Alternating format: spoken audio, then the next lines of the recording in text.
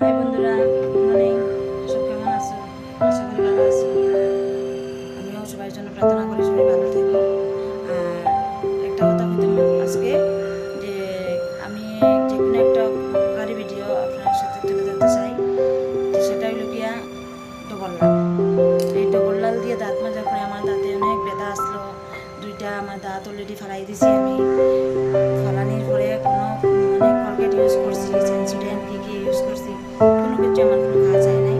তো এটা দিয়ে দাঁত মাজার পরে, এই ডবল লাল দিয়ে দাঁত মাজার পরে, ডবল লাল এইটা দিয়ে দাঁত মাজার পরে আমার অনেক উপকার হয়েছে, যেটার কারণে আজকে আমার দাঁত পুরাপুরি ভালো হয়ে গেছে।